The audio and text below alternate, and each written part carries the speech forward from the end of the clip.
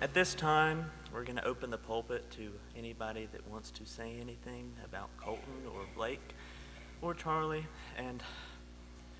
or anything you want to say is okay. And please do come up here. Thank you.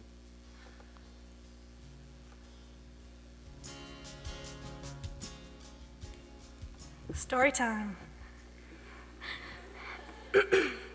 Yeah, I thought I should lighten the mood a little bit. It's a little sad in here. Okay. So, I think the first time me and Colton really met was, I was in 7th grade, and we were in something called symphonic band, which is a lot of good people in a band together. So, it was Allison and then Colton and me, and so we drive Mr. Simone's as well as each other crazy all the time. And one time, I was like, Colton, can I see your phone? I had a crap phone, okay, I'm sorry. They had a really bad phone. So I was like, okay, let me just see what I can do on here. So I hit a button, and music started playing. I was like, oh no. I was pressing the button to turn it off, you know, it just wasn't working. So I was like, Colton, here, it's your phone, you deal with it. So he's freaking out, and we were like cracking up. So he finally gets it off, and he puts it back on the stand. And I swear, I did not touch it this time. And it turned back on. And he could not get it off. And that's when Mr. Smoneys looked up, and he was like, guys. And he gave us this like serious talk, and we were like cracking up. It was pretty funny. Yeah, I call it the devil phone. And yeah, he got a new phone the next week, so. And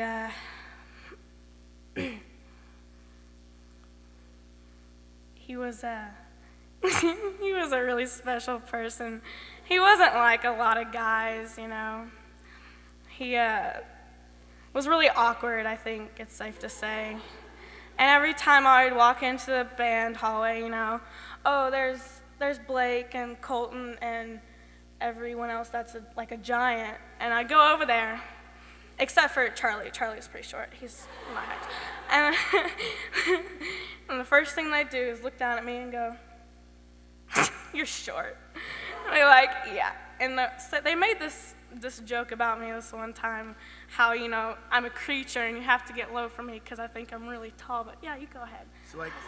So continuing this story, so she walks over to, it's Blake, Colton, and and I just got into McDonald's, and I'd gotten a thing of gravy, like the gravy biscuits that they had for like 2 for $3, and so she's like, she grabs Blake, then she grabs my arm, and I'm not even holding the gravy, it's like on top of this box. And she's like shaking my arm. Well, it falls like right between me and Blake. And I look at Sydney, I'm like, seriously? And Blake is just looking at it, and he looks at me with the saddest expression. And I'm like, do you understand what's going on right now? This is a tragedy. And Blake goes, I'm sorry. But I wanted to get a picture with them because, you know, they're really tall. Since, you know, they said I'm so short, I really wanted to see the difference in what they saw. It's like, come on, guys. Like, I've been trying to get, like, a picture with them for a week. And I'm like, we're doing this now. And, you know, it came to his gravy falling on the floor, so I call him Gravy Boy now. And every time I call him that, he, like, brings me to the ground somehow. He, like, tackles me to the ground. So, yeah, this is kind of our Blake story, so.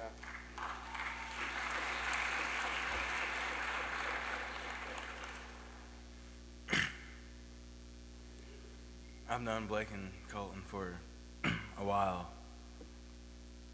You never forget the first time you meet somebody. You never forget how amazing it was and how much joy they'd bring you. We'd all go out and have fun. We'd mess with other sections, pick on them, you know, especially Sydney, because, you know, Sydney's short and she can't defend herself very well. But they were some good guys you go out to the game with when you get older, go out and have nights on the town and grow old together, those kind of guys. They were very special. I remember on our BOA trip we took a couple years ago. That trip was amazing. I remember this one time, just chilling in the stands, doing whatever. Me, Blake, and Colton, they're like, let's go get some food. So we go get food. We come back. Someone takes our seats. We're like, no, these are our seats. These are our seats. So we make them get up, and we take our seats, and we eat our food, and we watch the rest of the bands play. But the thing was, you never know how much someone means to you until they're gone. You never know that last fight you had could be your last words. You never know that one day you might wake up and they just won't be there. Well, yesterday I came in the band room all happy, getting ready to go kick some butt, Then I see Matney crying. I ask her what's wrong. She's like, she keeps walking. But before I go in the band room, Mr. Simones, he asked me, do you know anything about anything? And I'm like, what do you mean? He's like, you don't know. And so I'm like perplexed, like, what's going on here? And I'm like, is something wrong? No one's telling me nothing. But then we get a phone call. We hear my boy Charlie's voice on the phone. Man, he was so drugged.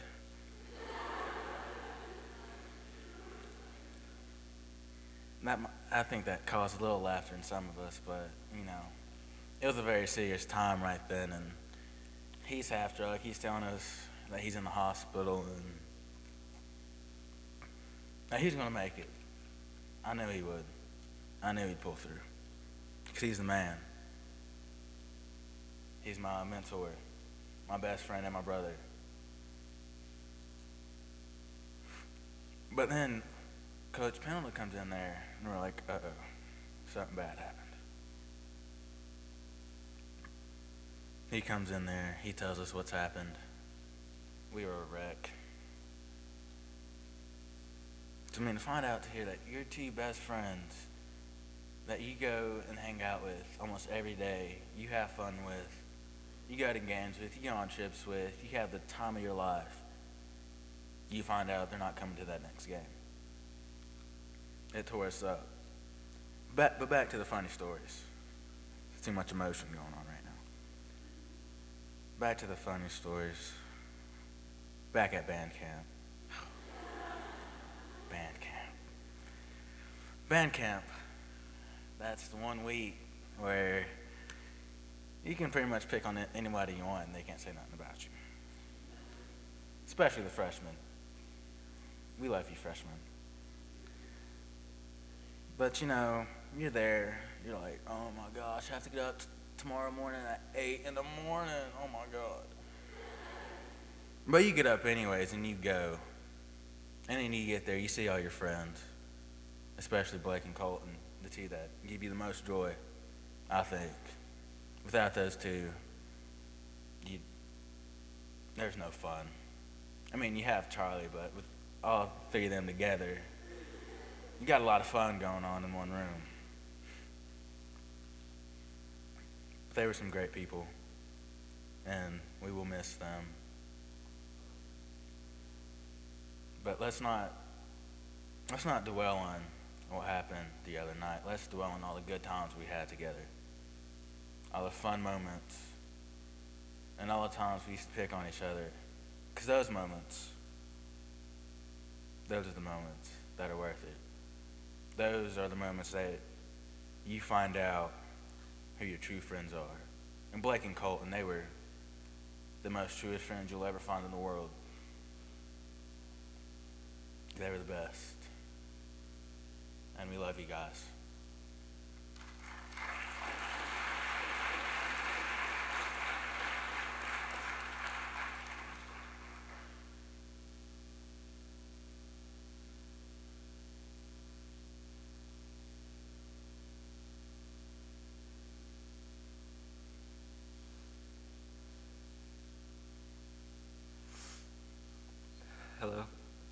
for those of you who do not know, I'm Charlie.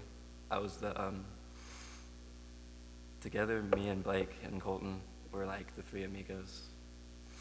Those guys are my baby brothers next to Peter and Tyree. I remember that, like, the first time I met Colton when I was like 6 or 7, and we swam Bassa together.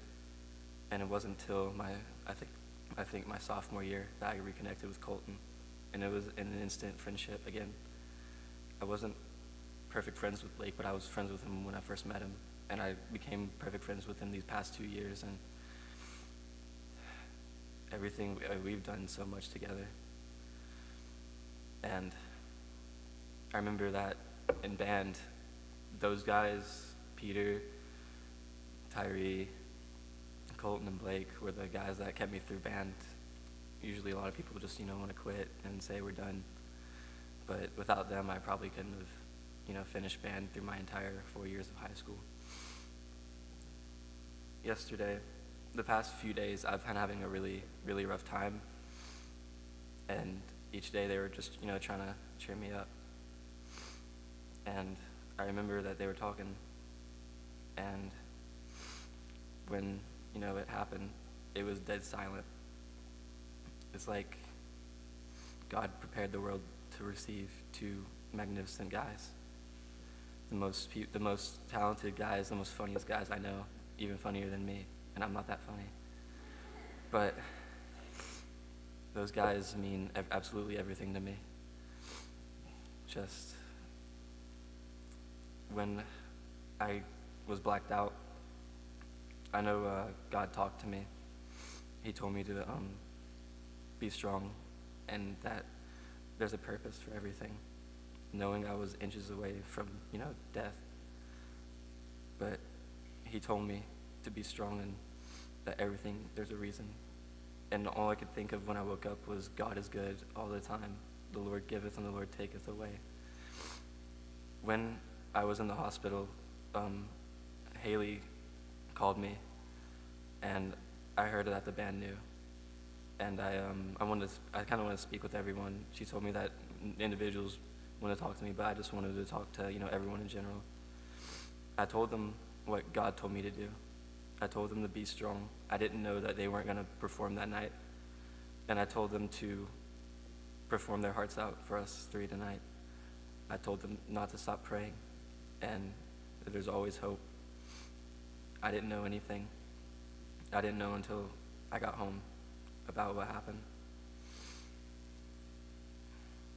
It's probably the hardest thing that's, ever hit probably any of us in this lifetime. Losing best friends is the hardest. It's right up there with family. But, the good times, I remember. We got our first band uniforms for practice, and no one was really happy about it, but, I was on an app called iFunny. Blake showed to me, and there's this guy that made his shorts a toga. And so every guy that was changing with all of us, I can't name them because, it's everyone, but we all pulled our shorts up as far as we could and made togas, and were running around screaming toga. It was one of the best memories.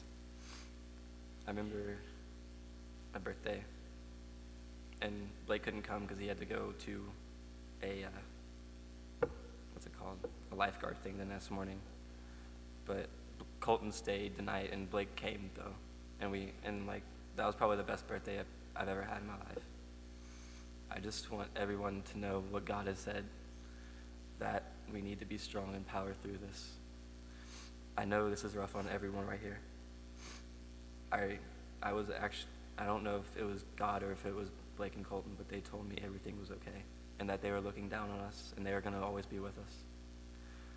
So please continue praying for the families of the Taylors and the Looneys before you pray for me. That's what I've been doing. They're in my heart and my soul.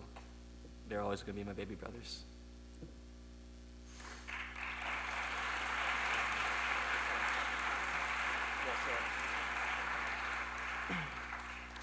Okay. Charlie mentioned a birthday party. Let me get back to you about that. What a night. But it was a good memory. Colton and Blake were both there. We shared some good times that night.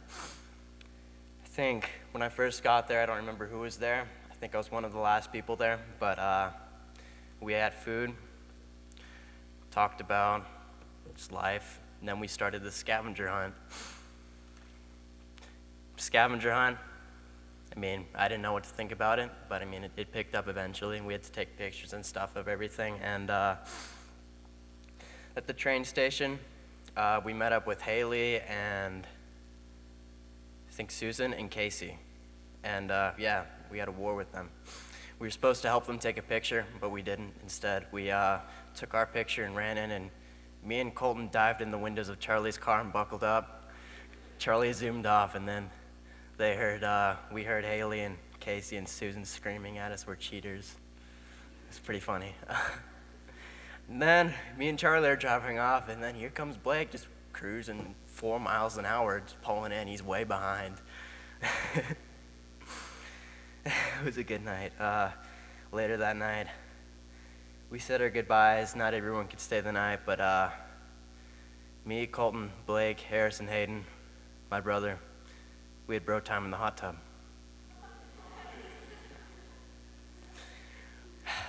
Came out, waited for Charlie's parents to go to sleep, and pulled out some root beer. Popped them open, sucked it back, had bro talk. And then all of a sudden, I think Harrison had this bright idea to run around the neighborhood in nothing but a swimsuit. So Harrison leaped out. I thought, what the heck? I jump out. We're all running around, diving in the grass, getting all dirty in our swimsuits, soaking wet. It was freezing that night. We run around Fairfield, just being crazy, you know. And that was the first time where I thought, you know, Colton could be a really good friend to me, because I didn't know he had it in him to be like, just be a cool person, you know. I didn't really know him that well till that night, so that's all I have to say. It's a good night.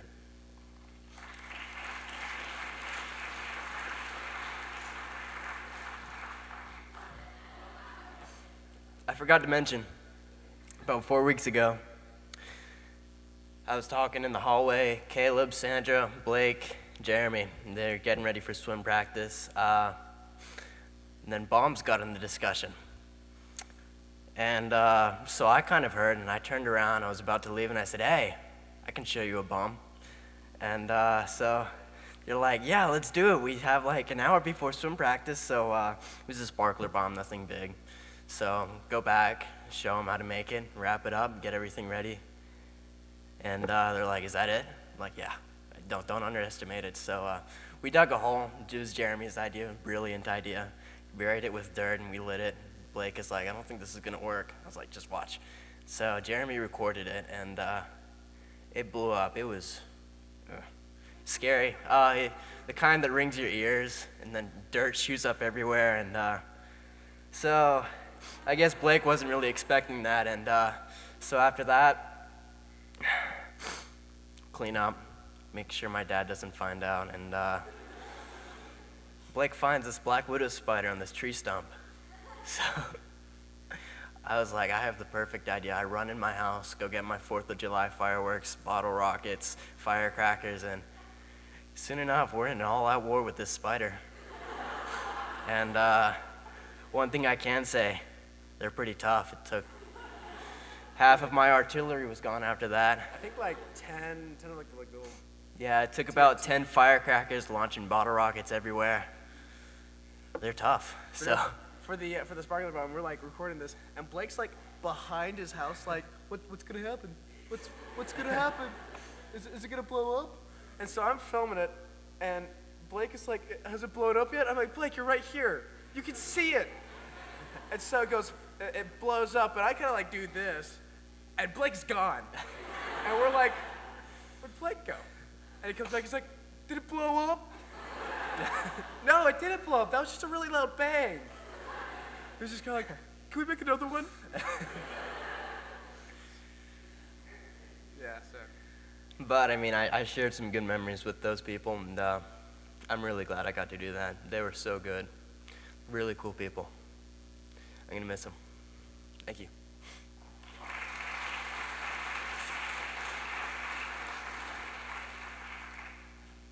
Hey guys, most of you know me, I'm Brittany. You know I'm really tall, and Blake was the only one who could ever pop my back in band. So, Blake's got me on his back popping and gives me like this biggest wedgie ever, and you guys know what I'm talking about with those band bibs. So I get this, like, he called me wedgie girl for like the whole rest of the night. So Blake, thanks for all the back pops. I really enjoyed them. And Colton, Amanda, Colton, and Kayla used to sit together in English, and I just became a little part of their little pod. And Colton used to sit there and braid Amanda's hair. So Amanda sits in front of Kayla, and Amanda's like, "Oh, Colton, I'll let you braid my hair some other time." And I was like, "Colton, when I buy some hair, you could braid my hair for me." And Colton's like, "Girl, I got you." And, you know, like, I have a little hand flip. So I was like, "Colton, I love your little Barbie hair because it's so golden and stuff." So I had some really good memories with those guys, and they were like my big white brothers I never had. So it really hurt me to know that they're with God now, but they're in a better place. Oh, and you know that name Turk we came up with for Brianna? You know, her hairs are all wild and stuff. Yeah, Colton's the one who's like, "Brittany, has anybody ever told you that your sister looks like Turk when her hair's not combed?" So thank you, Colton, for that name too. So Colton and Blake, they were some really good guys there. So thanks, guys.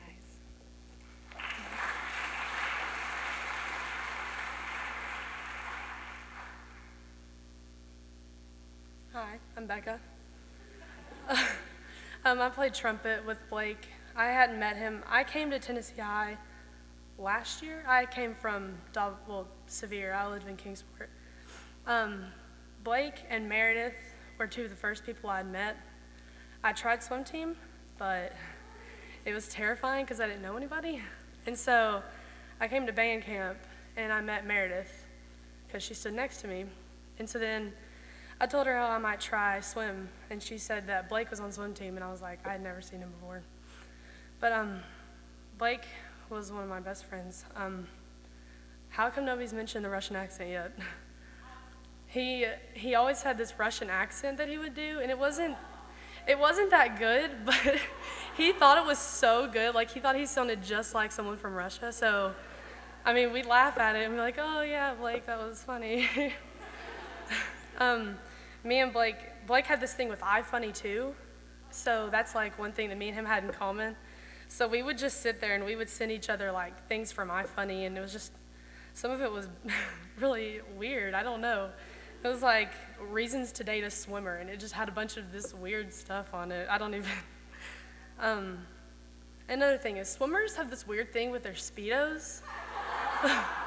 Like, we would be like, "Oh, we're gonna go out and play music in the gas." They'd be like, "Oh, should I put on my Speedo and go out there in the middle of the field?" We're like, "No, you shouldn't. Like, that's a terrible idea." And he just like, and Colton was the same way. Like, they just loved their Speedos, and they thought that they would just look great in the middle of the field with a Speedo on. We're like, no, like, why would you do that? And I sat next to Blake during concert season for the past 2 years. I was gonna sit next to him this year. But him and Hayden Lewis, y'all probably know him, they had this thing where they would tickle me, and I would like flip out, and I would start punching them, and I would start kicking them. Some of you, it was bad, like, I don't know. And I remember yesterday, I was in my room getting ready, and Dad came in there, and he was like, "Do you know anything about Blake Looney?" I'm like, "Yeah, I played trumpet with him." And he was like, "They got in a car accident." And I thought that it was Blake, Colton, and Allison, because I had just seen them leaving. And I saw Charlie too, but he was in his car. And I was like, "I don't know." So I called one of my friends because he's friends with Allison, and I told him. And I got to the school, and I was like kind of teary-eyed because I had no clue what had happened. And people were asking me what was wrong, and I was like, "It's nothing, I don't know." I didn't want to say anything because I didn't know what happened. And Hayden called Meredith and told what he knew. And she said that they were both killed. And I flipped out and I was yelling at her. I was like, no, they're not. They don't know that. And so I heard that Layla was upset about it. So I found Layla and I told her that they didn't know anything. And so then Teresa Martin came into the bathroom and she told us to go out there, that Simone's wanted to see us all. And I walked in and it was the most blood-curdling thing that could ever happen. It was just everybody was bawling. And I asked someone what had happened and they told me. And I just started thinking about the speech that Charlie had given us. And it was about how the band, that we're family, and that nothing that could ever happen can pull us apart, and that we're always going to be together. And then I went out there and I saw the cheerleaders. And all the cheerleaders were crying, and there was so many people crying, and they were great people. And it's terrible that this happened. And this is kind of making everybody in the school come together. Because before, people like the cheerleaders, not many of us were friends with band, and we were put in groups, and it was just like you can't be friends with everybody else because you're not cool enough or whatever. But like the cheerleaders, they came over there, like these cheerleaders that didn't even like me, they would come over there and hug me because they knew that what we were going through. And all of them were so upset, and they felt so bad for the band. I'm gonna miss Blake and Colton a lot. Band's not gonna be the same, but I know that we're gonna get through it. Love you all.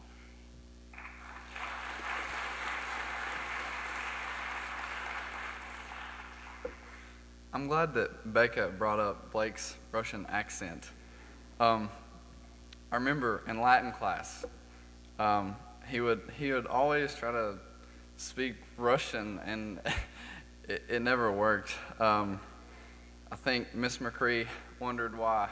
Miss McCree, the Latin teacher, I think she wondered why Blake didn't take Russian. I don't know if they offer that at Tennessee High or not, but I like Blake's Russian accent. It was a pretty great accent. And yeah, back to the Speedo thing. I think Blake had a thing with Speedos. I remember at the band banquet, he towards the end of it, he asked me. He said, "Hey, you want to come with me and some of the other guys, go get a Speedo on and run around in a Speedo?" And I said, "Maybe. Where are they at?" So yeah, there have been a bunch of times when Blake has mentioned the Speedo thing, running around in Speedos, and the German accent. I love it. Oh yeah, Russian. Sorry, I have World War II on my mind. History class. And in biology class, I remember Blake and I were partners on projects and dissecting frogs and stuff like that. And when we did our frog dissection, we dissected a little more than we probably should have. We kind of played with the frog. But those are the good memories that we have to remember. Running around naked in Speedos and playing with dissected frogs. And usually when I need an excuse to get out of things, I use a project for an excuse. I always have a project to do. And I remember one of the first times when I met Blake, we became project partners automatically, and we've been project partners since the day we met. And I remember the first time he came over to my house, we had to play Call of Duty, and I don't know, we had to play Call of Duty, and he asked me to teach him how to ride a motorcycle. So we got the motorcycles out, and he could never get out of first gear without killing it. And I love you, Blake. I love your Russian accent, and I know that you wanted me to bring that to the table. I love you, man.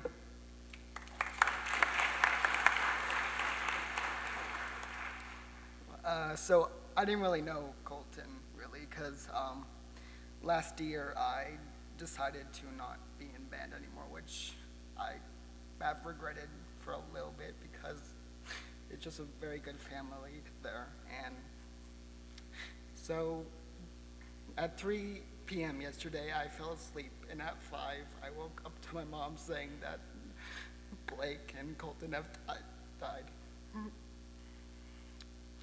And I got sick to my stomach, and then I called someone up to see if that was true, and when I got off the phone, I threw my phone in just disbelief, because Blake was a really cool guy, and I didn't really know him well until last year, but this year in English, me, him, and Brady, and we just had a wonderful time. We talked about the stupidest stuff, and it's one of my best experiences in high school so far. And then at lunch, me, Charlie, Blake, and Peter, and also Susan and Sandra, we always like looked at iFunny, and we always laughed, and we always tried to make each other mad and have each other laugh. So lunch won't be the same without him.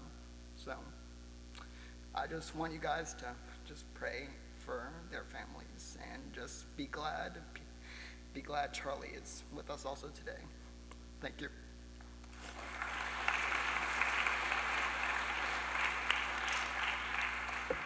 So I met Blake my sophomore year, and first time I met him, it was on my first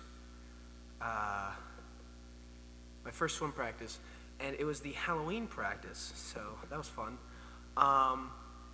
But he hasn't always been a Speedo guy. That's a lie, actually. He used to wear jammers, so misconception there. But the first day I met him, he goes, so huh? Oh, sorry. Okay. So jammers are basically like a swimsuit that comes down to here instead of right here. So basically, the first day I met him, he was wearing jammers. I was like, okay. So, but anyways, he goes, he looks at me and goes, did you just join today? I was like, yeah. He goes, you know it's our Halloween practice. I was like, uh-huh. He goes, you're probably going to throw up. I was like, what? He goes, oh yeah, we eat candy and drink sodas and swim laps. It's fun until you throw up. I was like, oh, okay. So that was my first like real conversation with Blake. But a couple weeks ago, I think I got a call from Charlie or Blake, but I was on my way home, and one of them goes, hey, what are you doing? I was like, I'm going home. They go, you want to come over to Charlie's house? I was like, sure, what are you guys doing? They go, oh, we're just hanging out. And it was Charlie, Colton, Amanda, and Blake. I get there, and they all have like their snapback hats on, all trying to look thug and all that stuff, and I was like, what are you guys doing? And so somebody asked where I lived, and I was like, oh, I live right down the road. They're like, oh, let's go to Fawn's house. I was like, all right. So I drive down to my house, and somebody mentioned throwing tomahawks. And I was like, I can throw a tomahawk. So we go out to this tree in my front yard. It's all 5 of us, yeah. And we start throwing this hatchet at this tree, and I stick it in, and Blake goes, whoa, can I try? I was like, sure. Well, Blake's like throwing it, and he's like missing every time, and all of a sudden I hear, Jeremy. I look up, and my dad's up at the house, and I was like, oh, hey, and so I run up there, and he goes, what are you guys doing? He's like, throwing tomahawks. He's like, what is that guy doing? And I look down, and Blake's like, I was like, he's throwing a tomahawk. What does it look like? And so my dad takes me inside, and he's like kind of fussing at me. He goes, you're throwing it at a tree in my front yard, and you're going to kill the tree. It's just going on. And I go back outside, and the tomahawk's on the ground, the hatchet's on the ground, and Blake, Colton, Charlie, and Amanda, they're all standing in a circle, and they're all kind of like on their phones. I was like, what are you guys doing? Blake looks at me, he goes, oh, we could hear your conversation. I was like, oh.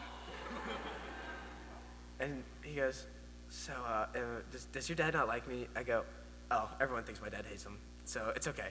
But so Blake was just so concerned that my dad was like going to come outside and beat him because he was throwing an axe at his tree. So, but yeah, that's something I remember about about Blake. I didn't really know Colton all that well. I mean, I talked to him in the swim locker room and everything, but he was a cool guy too. I thought that one day I could possibly really be a good friend of his, but yeah. I mean, you just got to remember that they're doing better than we are right now. So, and they're smiling down at us. So, but yeah. So.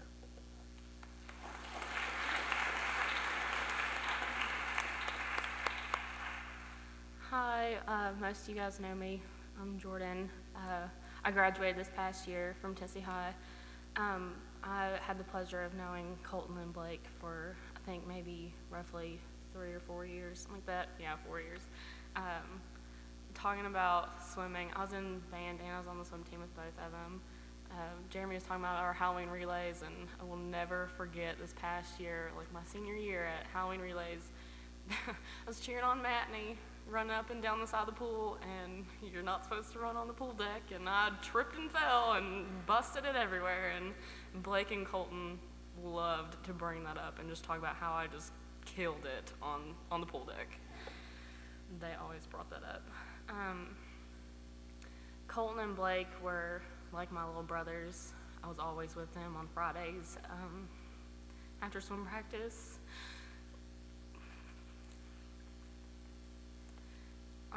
On Fridays, before we'd have to go to games, we'd go out to eat. Me, Matney, Blake, Colton, Max was with us sometimes, and Matney and I were watching a video today that we took one Friday. We all went to go to the mall to eat, and then we went to Haynesfield to just kind of, screw around on the playground. And You gotta tell the first part about the pepper first. Oh, okay, yeah. We were at the mall. We were eating. We went into, I don't know if you guys know that pepper, like hot tamale place, whatever it is that's in the mall. Max decided he was gonna try like one of the hottest peppers there. It was a ghost pepper, and he ate the seed. Okay, that's really hot. He's like, oh, let's try this. Max was in tears, and Blake He couldn't was help but crying on laugh. the ground, like rolling around everywhere. He threw up. It was bad. We all thought Blake was gonna throw up. He was just laughing so hard. And once Max finally calmed down, we all got in the car, and I was driving us all there. We went to Haynesfield. There's this thing on the playground that you get on, and you just jump up and down on it. It's like a bouncy triangle, and you put like one person here, and you just like jump, and then like if one person falls off, then everybody falls off. It's really amusing for some reason. It's So fun.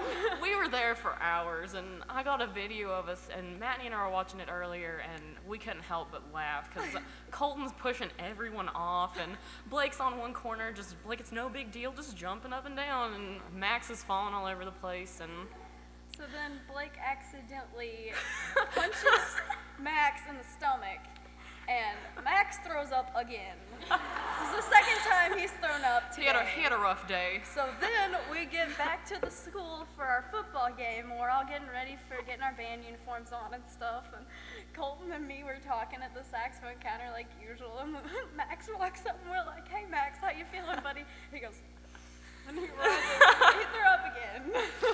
Poor kid. He was really not having a good day. He was on the struggle bus that day. But, I mean, I got the chance to see Colton and Blake grow in band and in swimming. I got to see Blake make his state time in Colton, and they swam so hard at state last year, I'll never forget it. They were really great, and I'm really glad I got a chance to know them.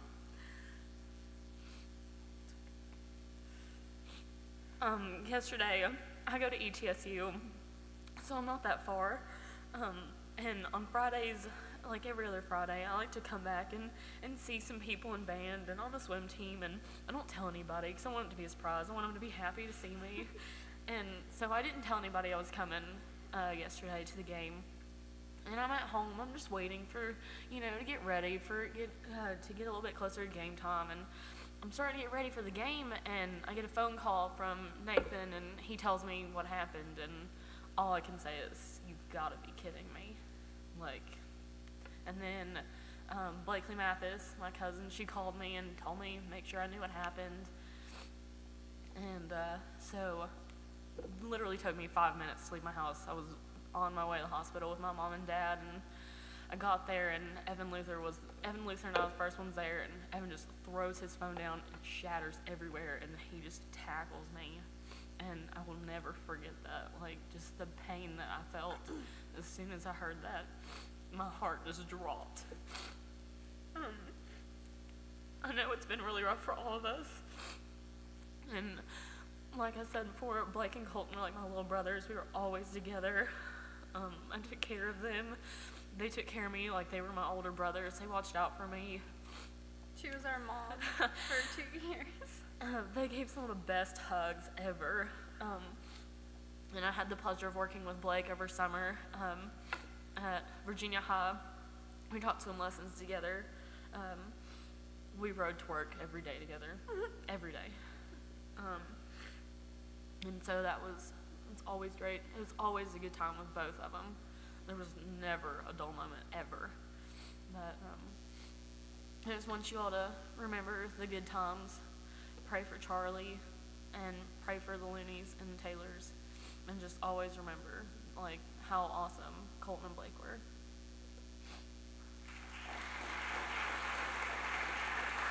Sorry. No, I kind of skipped them. Sorry, but I just don't want to go down and come back up. But yeah, I have a lot of happy memories with Blake and Colton.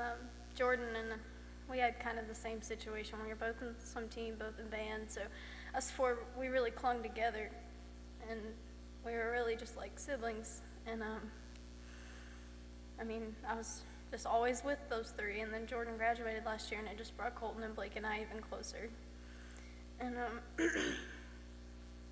last week at our band competition, it was our last band competition, and Charlie gave a speech. He really wanted to pump us up. It was the last competition of his senior year, and he was really excited and everything, and we all wanted to just do our best. And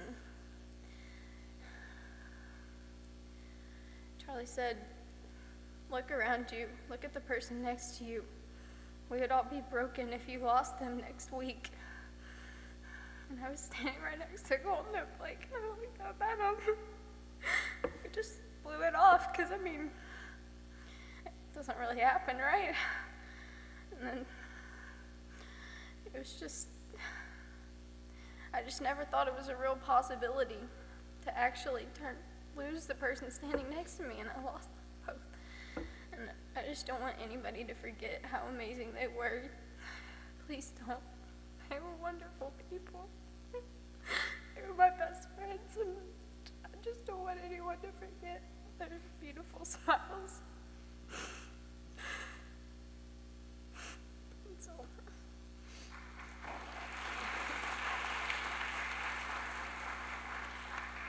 I'm Gabrielle Harmon. I was on the swim team with Blake and Colton, but I actually swam with them for probably about 6 years.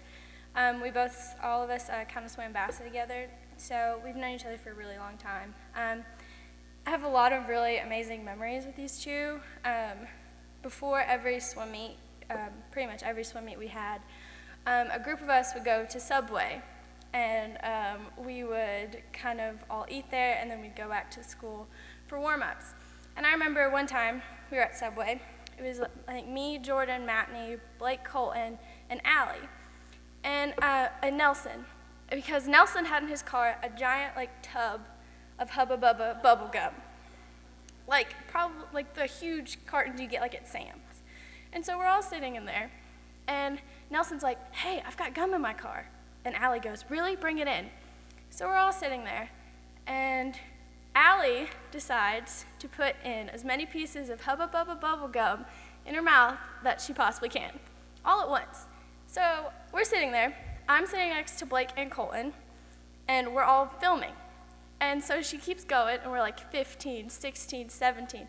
We keep going, we're oh, she's not going to be able to fit any more in her mouth. She gets 37 pieces of Hubba Bubba bubble gum in her mouth. And I remember sitting next to Blake and Colton and just dying laughing. And I remember Allie finally gets up to go spit out all of her gum, but she can't get it out of her mouth because she has too much in her mouth. And so Blake and Colton, we're all freaking out. We're like, "Oh no, what are we gonna do? What are we gonna do?" So Blake and Colton were ready to give her the Heimlich. But they were just two funny guys who always knew how to make everyone smile. like with Blake's Russian accent, he, like said before, he was not really good at it. He thought he was. But today, a group of us were talking about who the first people in heaven that Colton and Blake would talk to. And so we're like, I don't know. So then Jeremy says, I know who Blake would talk to. He said, anyone Russian. Like, anyone Russian? He said, yeah, he's going to tell Jesus, he's going to be like, can you direct me to the group of Russians? I'd like to speak to them. So they're just always knew how to make you laugh in their own kind of unique ways. And Colton was in my lane, and we were backstroke buddies because we both swim backstroke. And so I remember it was before the maroon and white meet this year, and we're both doing backstroke. But neither of us really wanted to like work on our start. So we're standing there, and we're trying to make sure Coach doesn't see us so we don't have to practice our backstroke starts. And I was like, Colton, we're going to have to practice here in a minute. He's like, nah. He's like, don't worry about it. We won't have to practice. So then Coach finally sees us, and we have to practice.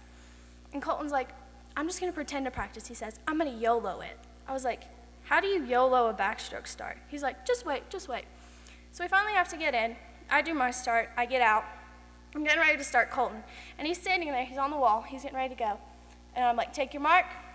And so he gets up, and I say, go.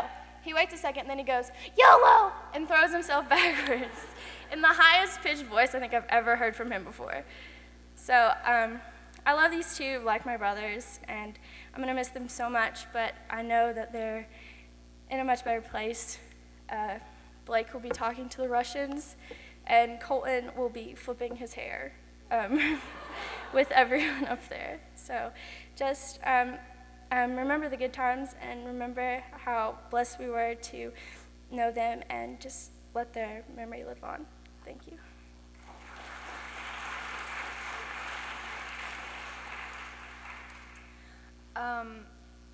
Over the past, I guess, 3 years that I've been in band, I've gotten to know Blake, and I've gotten to know Colton as well, especially this year. And, like, ever since I've met Blake, I always try to, like, figure out what his name was, because his first name isn't Blake, but it never really registered that it was Addison. So I've always thought it was Atticus for some reason. Like, who names their child Atticus? So I always made fun of his name, and so anytime, like every other day, I'd just be like, hey, Atticus, and he'd laugh because he'd want to make me feel good, because it really wasn't that funny, but I thought it was funny. And he was just always really nice to me and my family, and one story I can think of Colton, Charlie and Caleb, my younger brother, and my older brother, and Colton and I, we thought it would be like this really fun idea to dress up in morph suits, which if you don't know what a morph suit is, it's like the suit that covers up your whole body, your hands and your face, and we all dressed up in morph suits, and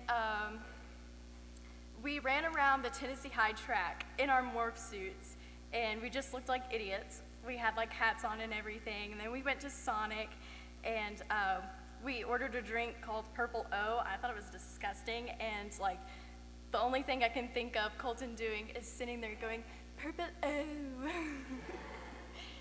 Yeah, and I'm so glad I got to meet them. They're like hilarious, and they've just really impacted my life by their kindness and their humor, and Blake's Russian accent, as everyone has been referring to, and they've just been a blessing to me, and yeah.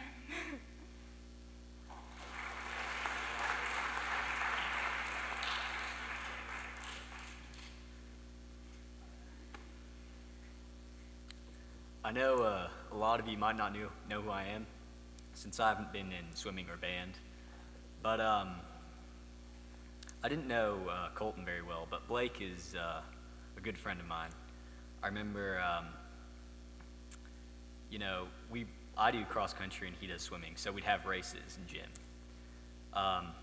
Like, I would run and he would try to draft off of me, but he could never catch me, and then I'd draft off of him, which worked really well because he's so much taller than me.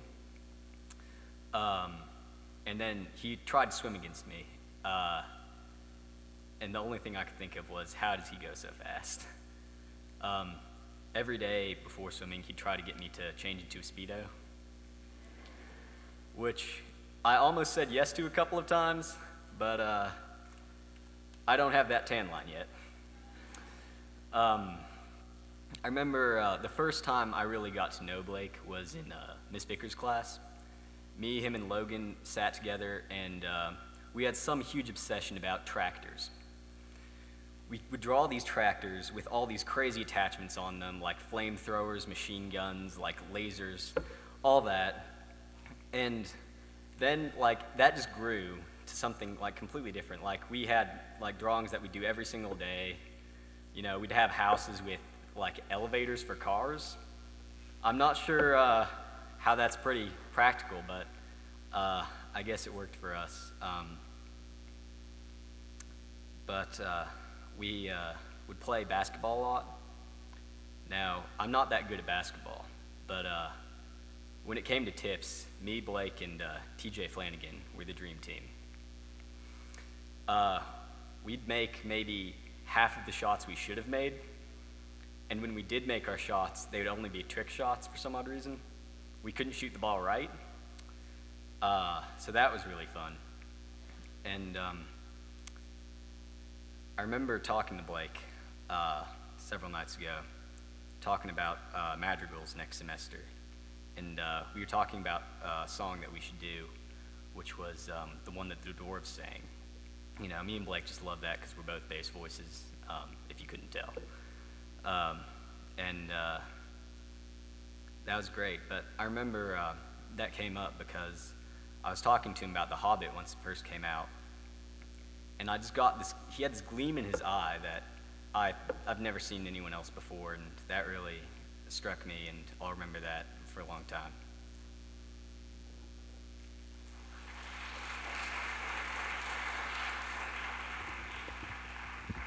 Well, most of the people here know me. If you don't, my name's Caleb. I am Sandra's younger brother. But the best memory I have with Colton is me and Charlie. This is a very special memory because almost everyone here knows the story. We decided it'd be fun to take a little stroll out to Walmart and buy $25, that's a lot of money for me, morph suits. And I thought I'd be the wise guy and dress up in the Walmart bathroom. Turns out I needed help. Very embarrassing to call your friends into the bathroom to help you. But anyways, so I come out. I'm the happiest guy in the world. I'm running around, I'm jumping. We all go out to Charlie's car. I wait for them, they change, and then we go back in Walmart. We have the masks on and everything. We're just strolling around, having a good old time. Until these two teachers, actually, were talking to us. Charlie, being the wise guy he is, made up some complete terrible story. We were from England, apparently. And they wanted to make a video of us doing something crazy in Walmart. Charlie did a ninja roll, kicked over half the pharmacy. Me and Colton are laughing. Colton just dives in and hits Charlie and knocks over more boxes. Me, I'm about to slide, and then I see a Walmart manager walking. I was like, oh no. Sure enough, about 7-foot woman scared the snot out of me. Walks up, and in this voice, she goes, "You guys have to leave." I'm like, all right, fine. I'm not gonna clean up this mess. You can do it, your job. I stroll out, I'm still happy. I put the mask back on, because by then we had taken it off, because apparently you can't wear masks in public places.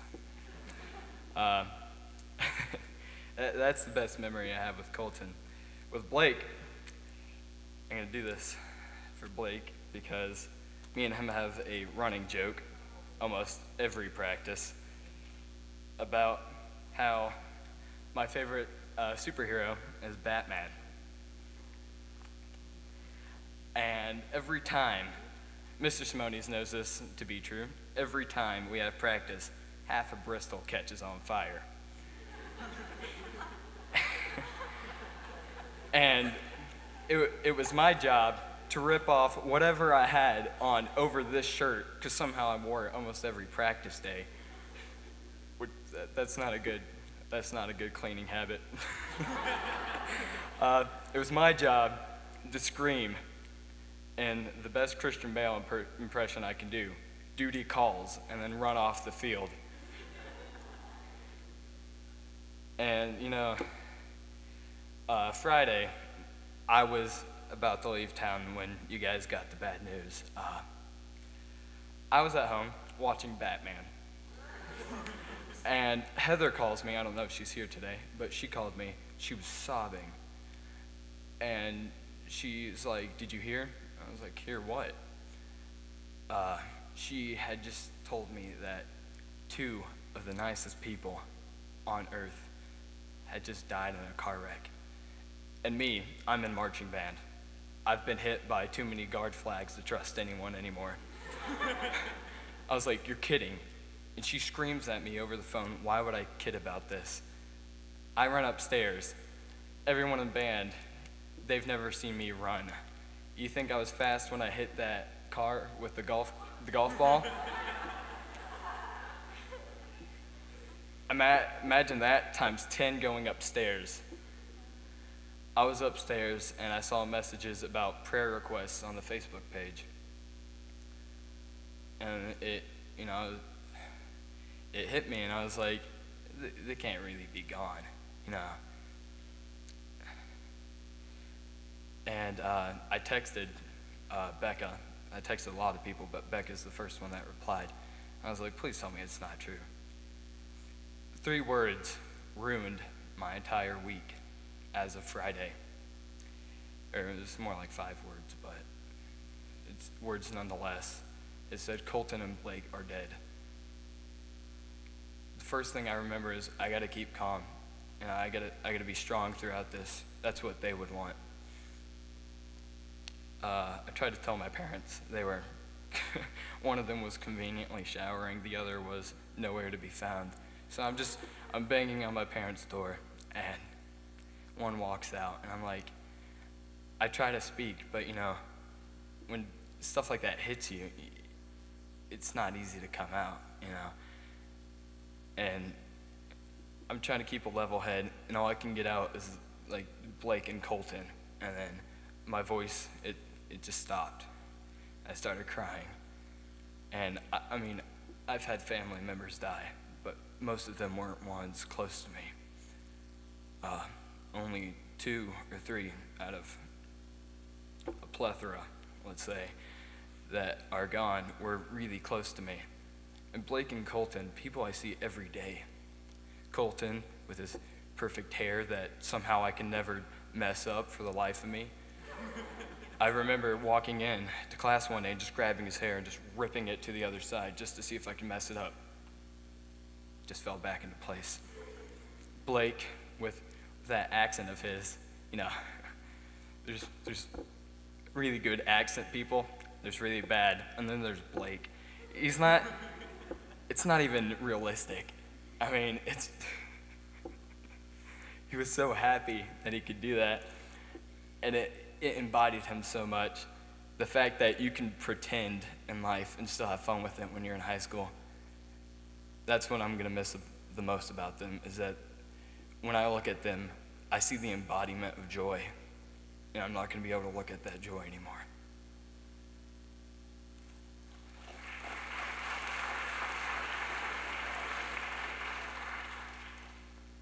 Hi, I'm Noah. I would not be surprised if you don't know me. I used to live up here, but I moved away 2 years ago. And in light of that, I am always in the dark about what's going on up here, and I always kind of want to know, because it always seems a little bit more interesting than what's going on down in North Carolina. So I would constantly text Colton and just try and find out what's up. And honestly, Colton is the worst person to text ever. You can never get any information out of him. Like, I think the most simplest question I asked him once was, like, what classes do you have? And he replied with what? And I'm like, could you possibly have any other classes? But it was pretty bad. But yeah, I mean, I don't have any fun or memorable stories about Colton or Blake, because 2 years gone leaves a lot of blank spaces. But yeah, I just remember Friday. I was at a football game in North Davidson, which is a big high school down in North Carolina, and I get this invite to this from Chad, and I had no idea what was going on. I was just wondering, like, what is this? Because it just said praying. I was like, oh, they might be sick or something, like, just some minor thing. So I call up Chad and I ask him what happens, and he's like, he's struggling to get it out of himself, and I just pick it up, and I couldn't believe it, and I didn't want to believe it, so I just shoved it aside. But before that, I had recently told a story about how my life was back here to a couple friends, and when I got off the phone, I went over to them just to find some comfort, just try to get off my mind, and they asked me what the story was, and I couldn't contain it anymore. I just went out bawling. I couldn't control it, and they asked me what was wrong, and I was like, my best friend was dead and all that stuff, and it's hard to believe, actually. It's really hard. And, I mean, Colton was very close to me. I never really got to know Blake, but Colton has helped me through some very dark times in my life. In middle school, I wasn't the most liked person. I was overdramatic, of course, and I honestly probably took it way over the top and honestly wanted to end my life. And Colton got me out of that. And hearing that the person that has helped you save your life has just had theirs come to an end is absolutely heartbreaking. It's terrible. It changes you forever. I will miss both of them dearly, and I know that you all will as well, being that you were all very much closer than I was, about 2.5 hours or so. But yeah, that's all I have.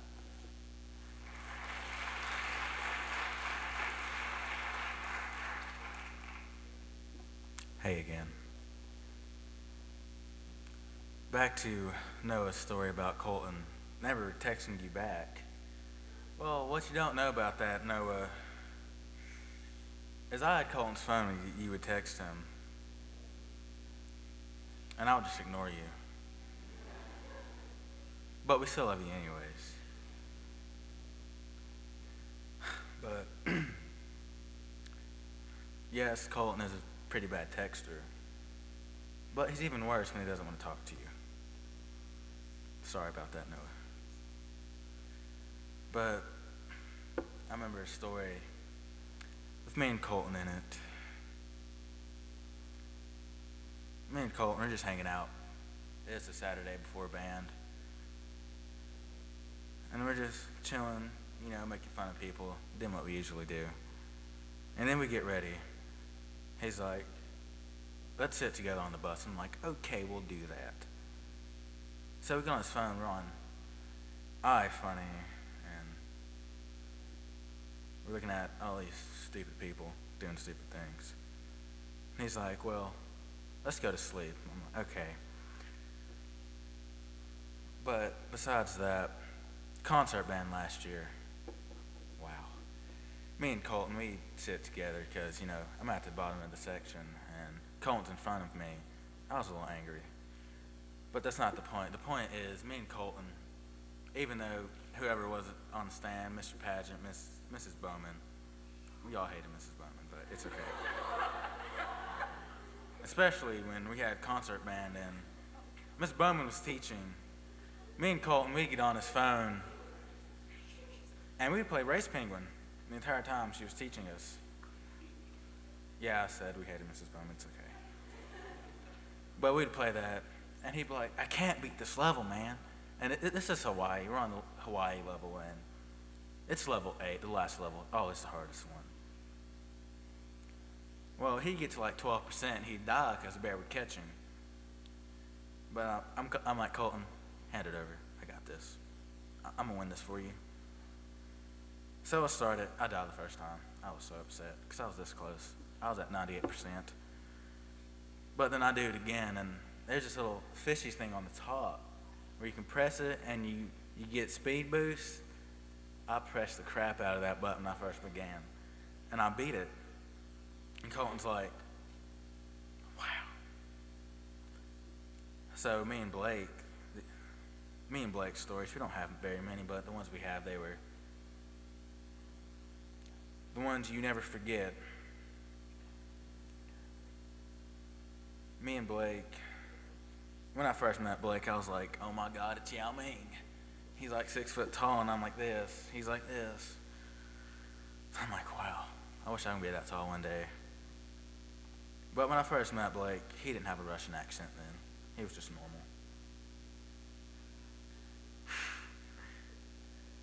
But I would always challenge his Russian accent against my Russian accent.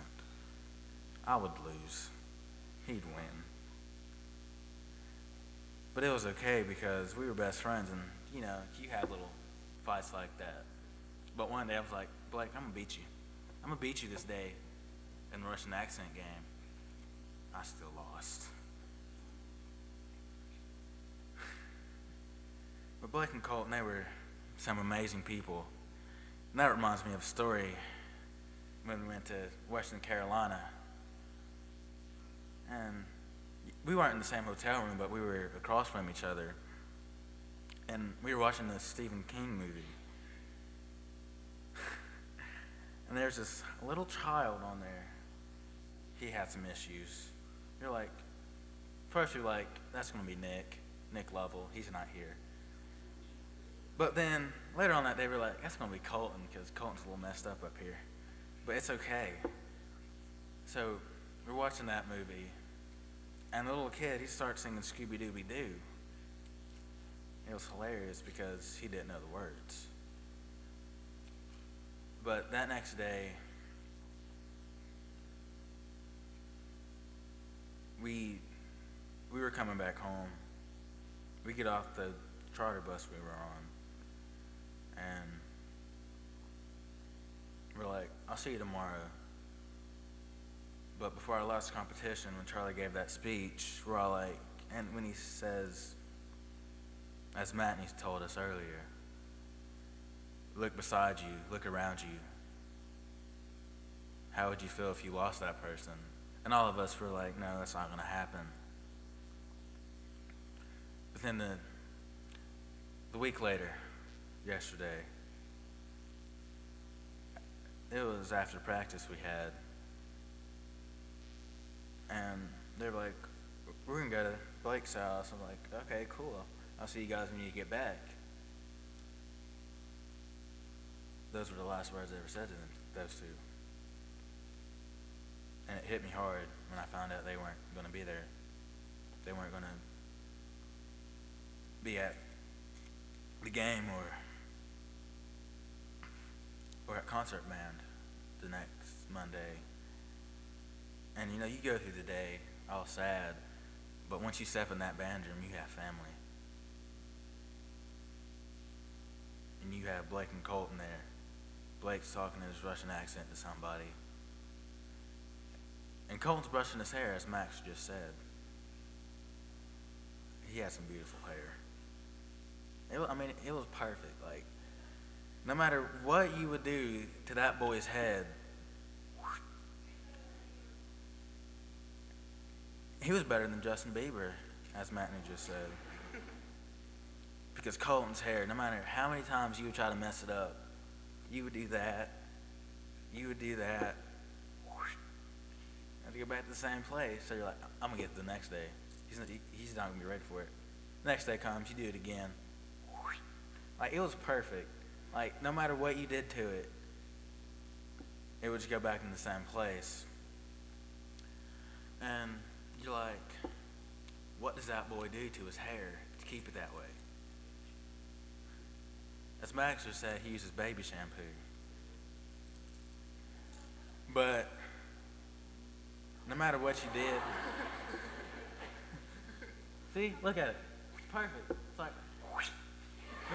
no matter what you do to his hair, it goes back in that same spot. So you can mess it up, and if you want to be real dangerous, you can try to cut it or something. but he had the longest hair I've ever seen. And no matter what you did to his hair, that same place every time. Now that face, that's a face of joy. No matter how many times you would see him, he'd always be happy. No matter who upset him that day, he'd always be happy when he came to band. But we can take his picture of his hair off the screen now because it's just too perfect for most of us. Especially Mr. Simone's back there because he barely has any left. But it's okay, because me and Colton, we make fun of Simone's hair all the time. Or lack of. Lack of hair, because he goes at practice, he'd be like, I want this to be y'all's best run, knock the rest of the hair off my head. And we're like, me and Colton were like, you don't have much left anyway, so it's going to be okay. But Colton and Blake, they were two most extraordinary people you would ever meet. Probably the most nice and kind and make you feel better when you were sad kind of people. Okay, it's gone now. But remember the good times you had with them. Don't focus on all the arguments and all the fights you had with them, because that's not what's important. What's important is how they made you feel, how happy they made you when you were sad, and all the good memories you had. Those are the memories you should keep.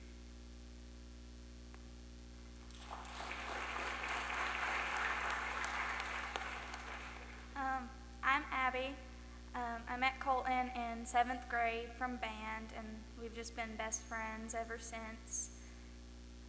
He always knew how to cheer me up, and he was always so nice. And every time I had some good news, I'd just run up to him, and I even got him to happy dance with me once in the band hallway.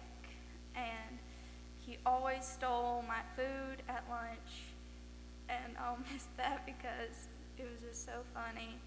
And he's just one of my best friends, and I'll miss him a lot. And me and Blake, we just started being friends this year, and he was really nice, and he was a good person. They both were.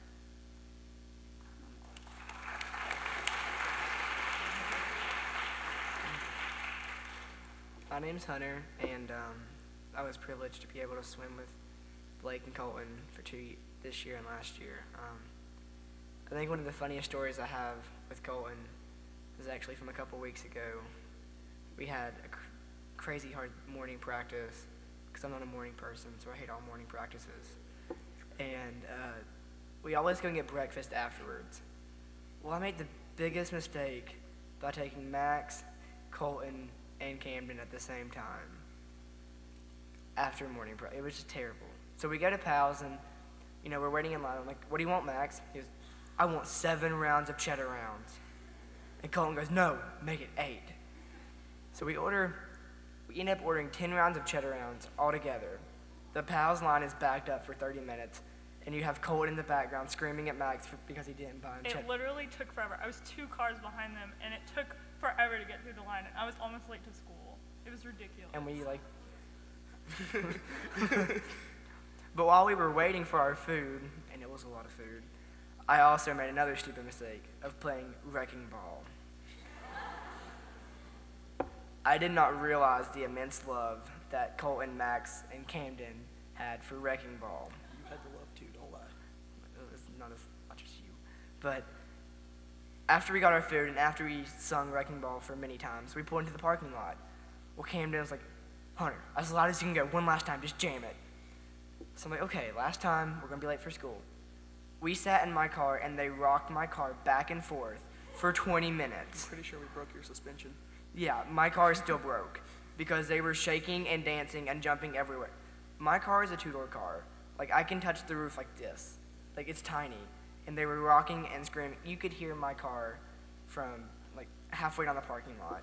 And I had the weirdest looks because Colton decided to scream and sing Wrecking Ball. We in put the Miley Cyrus to shame. They really did. And so that was the best memory I have with him.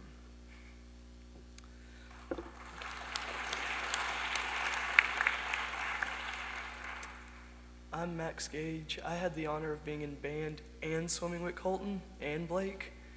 And most of the time it was us getting yelled at either by Mr. Simones or Coach Estep for talking during practice or just not doing anything. A couple of my favorite memories are, I went to Colton's house almost every day in 8th grade, and we would always babysit his brothers. And this one time, his youngest brother would not stop acting up, so we got a whole bunch of Nerf guns and just shot him until he shut up. Then he started crying. Me and Blake also had a lot of fun. Me and Colton were like brothers, but me and Blake were more like, it was more like an evil stepbrother thing. He would throw my clothes in the shower. That's swim practice. A couple of weeks ago, we were going to swim practice, and I had made fun of Blake for doing something dumb earlier. I can't even remember what it was. But him and Evan were messing around, and Blake got a PVC pipe shaped like an axe and hit me in the back with it and left a circle on my back for a week. But they're also going to be missed. Besides all the fun times that we had, they're going to be missed.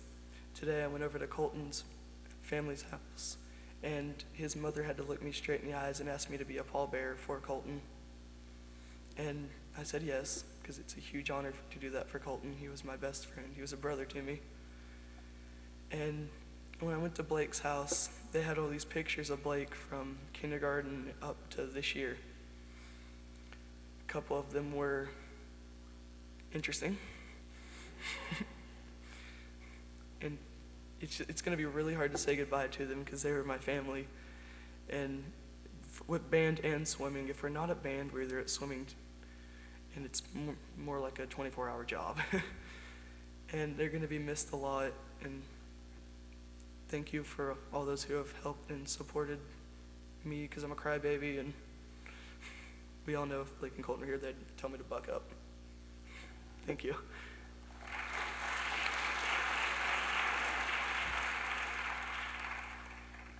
Most of you probably know me. My name's Allie, and I'm the girl that managed to fit 37 pieces of gum in my mouth. It was not one of my most beautiful moments, but certainly one of the funniest. And what we'd want to talk about tonight is that Blake had this Prius, and he thought he was the coolest guy for having a Prius. He really did, like for the longest time. Like after morning practice one morning, he's like, "Hey Allie, want to go get pals with me and my Prius?" And I was like, "No." And no, you know how expressive his eyes are, so he was like, "Prius?" Yeah, he thought he was the coolest guy. He was like, "Yeah, me and my Prius. Yeah, it's pretty cool." And you The guys rims. know the other guys, like that movie, the other guys with the Prius. Like I always made fun of him for that, and I don't know if he appreciated it or not, but. Well, he just thought it was so cool with him and his Prius, always talking about like, "Yeah, I can drift it. I can drift my Prius." And I was like, "That you think you sound cool, but you really don't. Like, a Prius is not the coolest car, okay? So just stop." But he was just a really good friend, and so is Colton. And I just really loved swimming with them. And they were like my brothers because we bickered all the time. And at the time I was like, "Oh my God, can you please just be quiet? I don't even want to talk to you." But they were great, and I loved them. And I'm gonna miss them. So you guys know how Colton had like this tongue crib for a while? It was like this piece of metal in his mouth. And I always got it wrong, and I always called it a tongue cradle. And he always got, like, and we were in the same lane for a while in swimming, and he always got so mad at me when I called it a tongue cradle. And, like, I don't even know, like, I was just like, "Colton, how's your tongue cradle doing? When do you get it off?" And he's like, "It's a tongue crib." And I was like, okay. And then this week I got Invisalign, and Blake and I always used to do this thing where we'd, like, snap our teeth together really fast and it'd make this noise. And so this, like, he'd look at me and I'd do it back to him, and like this week, my teeth hurt really bad because like my teeth are moving, and so he'd snap his teeth at me and I'd snap back, and it hurt so bad, and he did it on purpose, like all the time. And it, like, I'm just gonna, I'm gonna miss him, and I'm gonna miss doing that. And like, we have to go the same road to get home. And one day I got like really excited when I was talking to him in practice, and I meant to like clap my hands together, but I went like this instead. And he, like every day we'd be driving and we'd stop at the red light right on Edgemont, and he'd like look in his rearview mirror at me, and I'd look back at him and he'd go, and then I'd go, and then he'd like stick his hand out the window and we'd wave goodbye. And I'm just gonna miss them both a lot, and I'm gonna miss that wave, and I'm gonna miss asking Colton how his tongue cradle's doing, even though I think he got it out, but still ask him. So just remember all the good times you had with him, and everything's gonna be okay. Love you guys.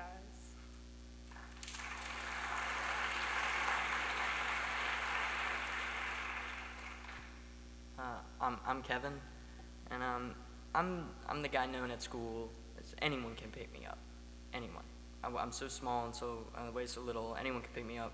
And I met Blake my freshman year, cause he came up to me one time. He was like, "Hey Kevin," I was like, "Yeah," cause like we've heard each other's names before and we've met before. And he was just like, "Can I pick you up?" I was like, "Yeah." He was like, "How much do you weigh?" I was like, "Not much at all." So he picked me up, and this was in I believe we were in the gym at the time. He picked me up, and we flew around, and I acted like I was Superman, because I'm used to the routine by now. And we were flying around, and he takes me, and he was like, "Follow my lead." I was like, "Okay." He takes me, and like I think I was in like gym shorts and a t-shirt, and I had changeable clothes, and he threw me in the pool, and I got in the pool, and we swam around, and it was really fun. And when I got back, I changed. And then I remember Logan mentioned the band banquet, and band banquet was always one thing I always looked forward to with Blake, because we'd always sit down at band banquet, and we'd always sing one of our favorite songs, the 4-chord song. And if you guys don't know what that is, it's just a song where all these famous songs from the past couple of years are just mixed into one song, and he would always sing the low parts, I'd always sing the high parts, and it was always a good time. And I remember last year at the band banquet, he came up to me one time, and he always had a thing for Speedos, as everyone has said before, and I was just like, "Yeah, we should go get a Speedo on right now." He's like, "You want to?" I was like, "It depends." He was like, "I'll go get some guys." So he brought back like Colton and a couple other people, and he was like, "Okay, here's the plan. You stay here to make sure everything's good, and we'll be right back." I was like, "Okay." So we stay here. A couple of minutes later, they come back, and he was like, "Okay, we got them on." I was like, What are you doing?" Because they looked exactly the same as they got back. I was like, What are you doing?" They were like, "We got them on." I was like, "No, you're doing it wrong. You got to put it on the outside." So he's like, "Okay, I'll be right back." So they run off. They come back again later. They had their Speedos on the outside of their pants. And I was like, "Okay, this is how you do it." And then a couple minutes later, here comes, I believe it was Miss Bowman. It was one of the staff members, but she came back and she was just like, "You guys are gonna have to take those off." And I was like, "Why?" She was like, you guys just need to take them off." I was like, "Fine." So as soon as she left, I looked at Blake. I was like, "You guys have been taking those off, right?" He was like, "No, we're not." So that's probably the biggest memory I have from him. And I always joked with him about his Prius, because he always thought he was the stuff with it. So every time I'd walk down to my car, I'd always be like, "Yeah, stupid Prius is always, near my car, and I hate it." He was like, "You want to fight?" Every time he would say that, every time. That's probably the one thing I'll miss him. Love you, Blake.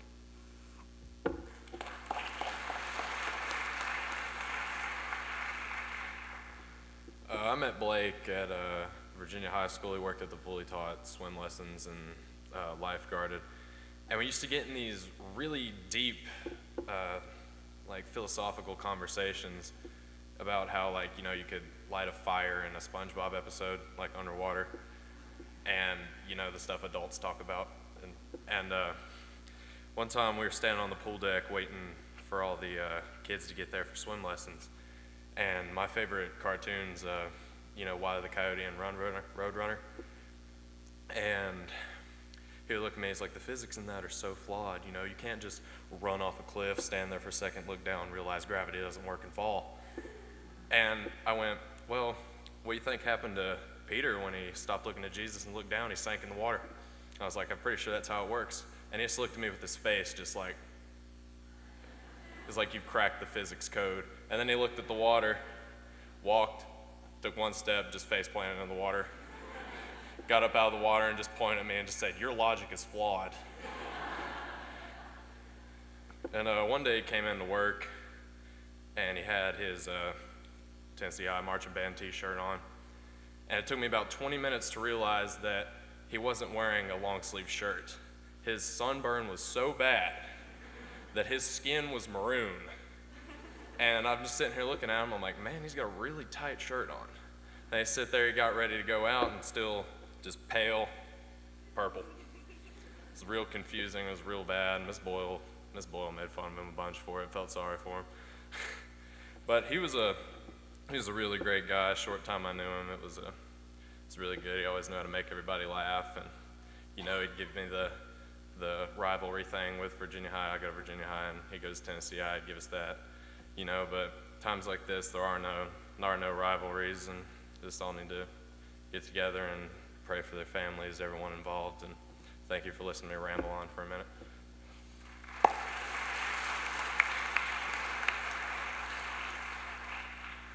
If anybody else would like to come up and speak, now is the time.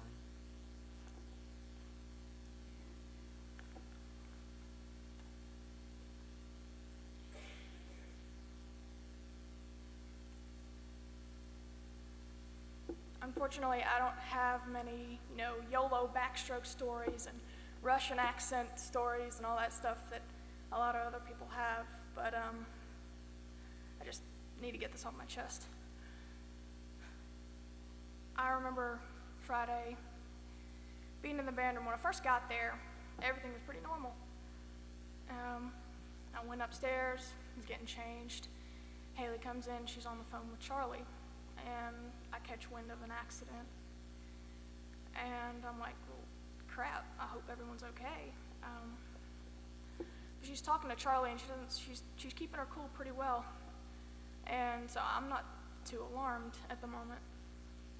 And I get downstairs, some people are crying, I don't know what's going on. And I don't know what's going on, I'm just confused. And then we all gather in the band room, and we're standing there, sitting there, and Pendleton comes in and tells us what happened. Sound of everyone breaking down at the same time like that was,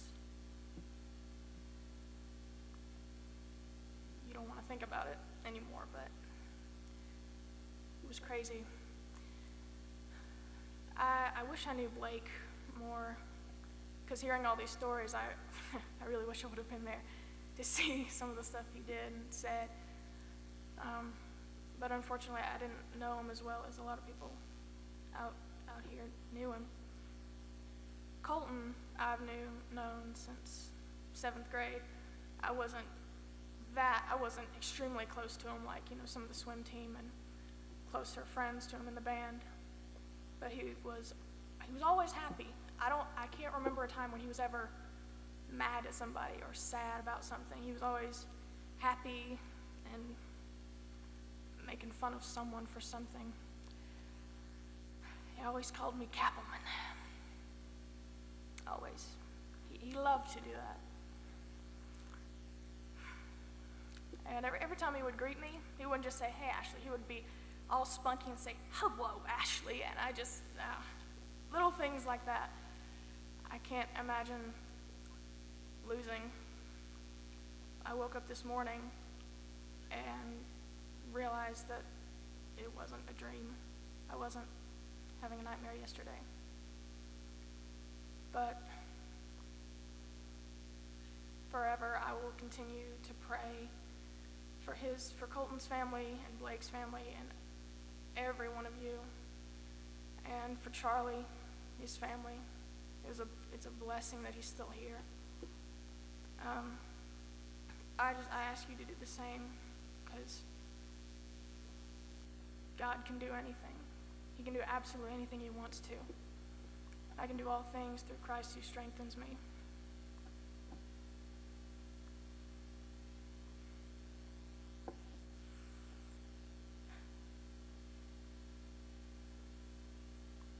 Just keep everyone close, because we don't know when the last time we're going to see someone is, what the last thing we're going to say to them will be.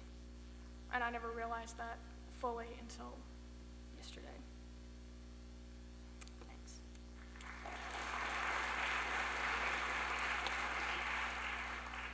Hey guys, I'm Chad. I hope people. Oh, okay. Hello. Come on.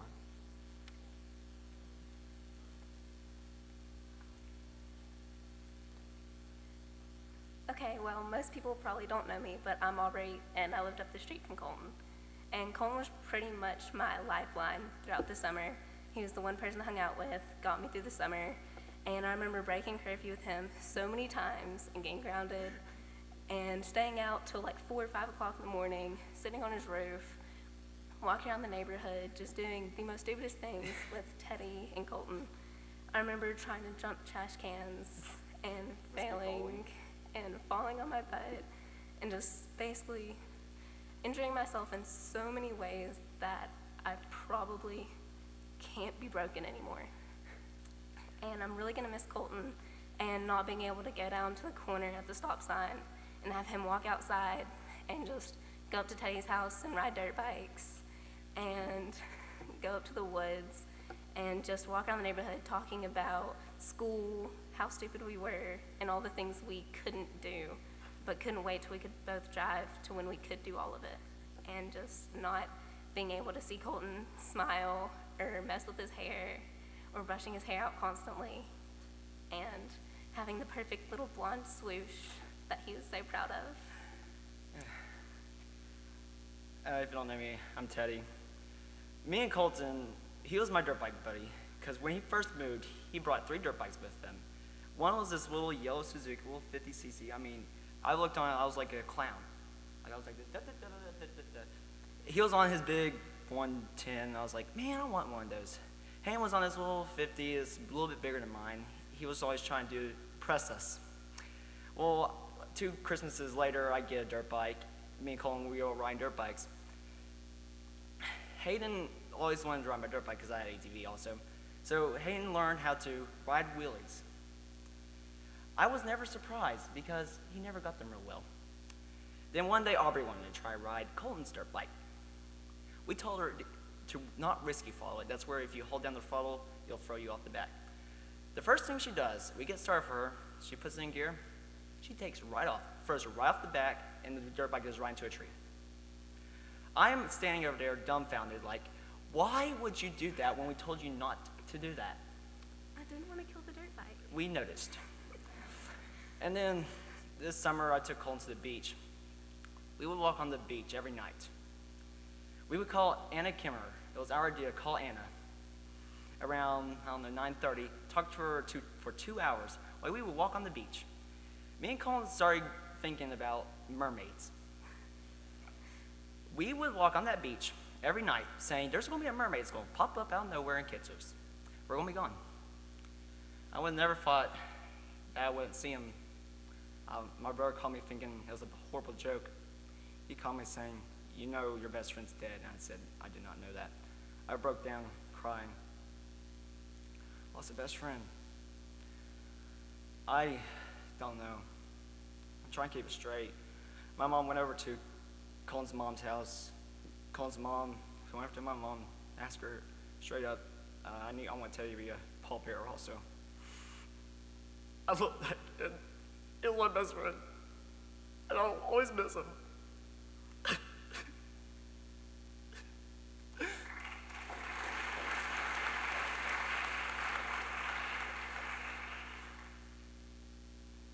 Hey again.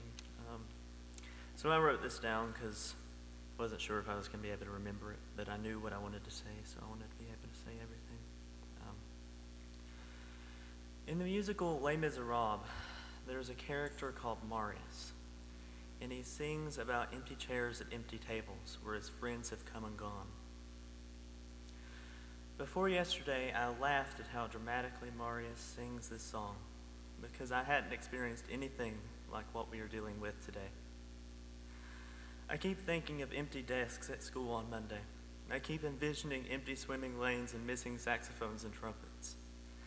I dread the day when I will go to the gym and I won't see Colton. I won't see him and I won't be able to talk to him about first period.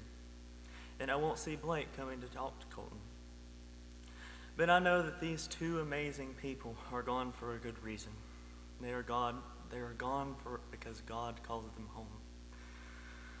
I know that they are in a better place now, and I know that they are okay and feeling better than they ever have before. I am sure that there is a new saxophonist and a new trumpeter in heaven for the Lord's glory. And even though there are empty chairs in this world, there are 2 new chairs filled in heaven next to God. We've lost 2 great, amazing, wondrous people, but God has gained 2 great, amazing, wonderful angels.